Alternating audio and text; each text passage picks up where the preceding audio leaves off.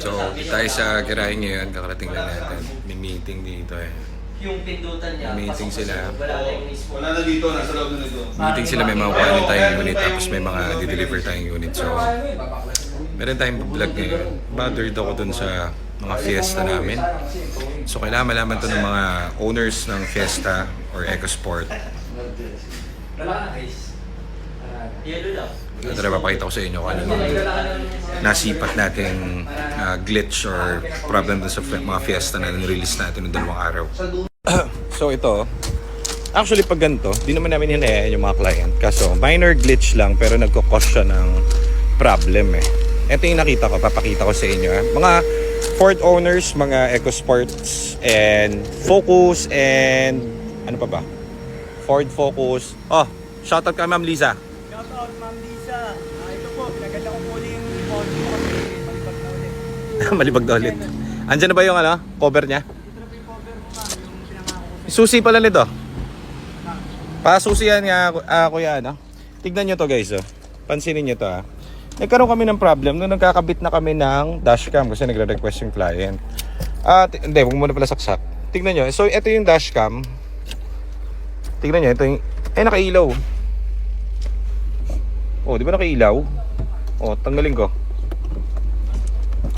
Oh, nakapatay. Hugutin mo yung susi dyan. So, kabit ko. Ay, nakailaw ulit oh. May ilaw. O, nakatanggal susi niya na. Ayan o. Nakatanggal yung susi.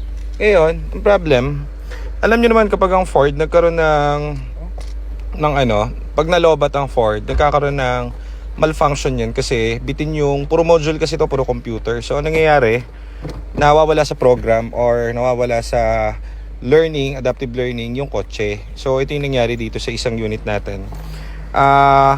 Yan o, ilaw.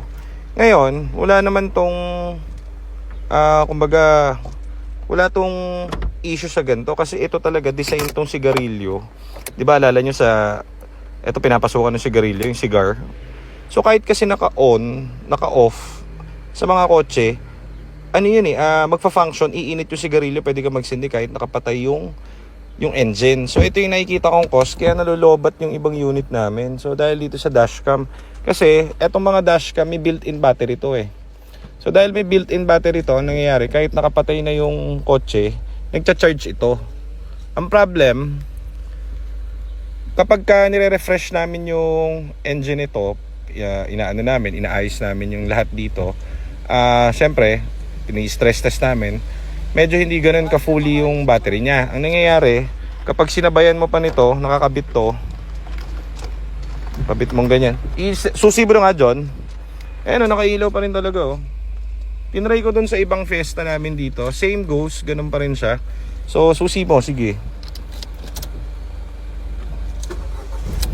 O, ganun pa rin, nakailaw pa rin siya oh. So, nakailaw, nakapatay o hindi, nakailaw siya. So, anong nangyayari, nalolobat tuloy yung baterya nito. Nangyayari, nagkaka-problem sa program sa computer. So, nawawala yung kanyang program. Parang ganun. So, ayan, binigyan ko lang kayong tip. So, pagka gagamitin nyo to, mas maganda tanggalin nyo to. Tanggalin nyo to para all goods, di ba? O yan, yan yung dahilan. Nakita kong isang dahilan kung ba't nalolobat yung yung unit nyo. Alam nyo naman masela ng Ford. Yung pag nalobat yan, magkaka-problem ka. Okay? So, yun lang. Share ko lang sa inyo. Baka yung iba nagkakaroon din ng gantong issue. It's sa dashcam nyo. Or pag may nakakabit kayo kahit di dashcam dito sa inyong 12 volts. So maganda to, lagyan ng kill switch. Kailaw talaga eh. Ayan. Tips lang guys. So thank you. Ito pinalitan na namin computer ng buo kay Ma'am Lisa para to make it sure. Pero malaya na yung pinagda-drive namin. Ito lang talaga yung nakita naming fault. Wala namang fault sa tranny to eh. So ayan, nalolobat lang talaga siya. Okay, yun lang.